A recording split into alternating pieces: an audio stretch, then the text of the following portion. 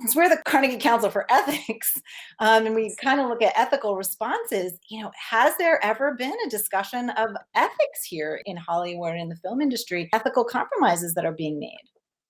Well, to your point about directors, there are only really a handful. I can think of maybe 3 to 5 directors powerful enough to push back on the China cut, because it's ultimately the studios say Mhm. what they do with it, and I've heard varying responses. I've heard some directors say, look, I'd rather my movie be shown in an altered format than not shown at all. I've heard others say, just don't tell me what you're doing to it, and you know, and sort of close their eyes and look the other way. And then I have heard of examples. Christopher Nolan is one example, and of directors powerful enough to say, no, I'm not changing a frame, and if that means the movie's not going to get into China, then so be it. But I think in terms of the ethical conversation, it's interesting.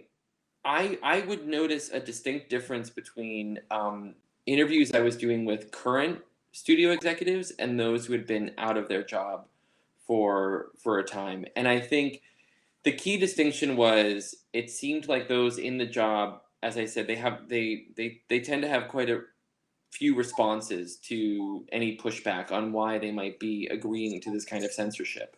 Um, and it goes beyond just the money. As I said, it usually falls along the lines of it's a market reality. This is what we need to access this market and to access these fans.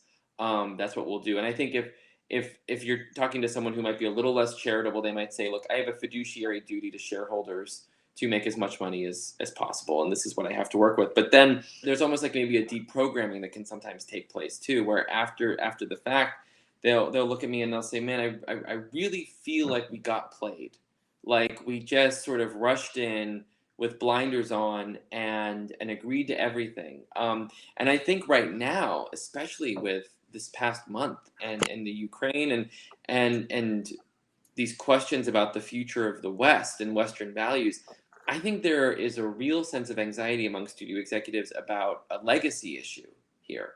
You know, will all of this censorship and acquiescing be remembered as being on the wrong side of history when it comes to standing up for Western values and standing up for free expression?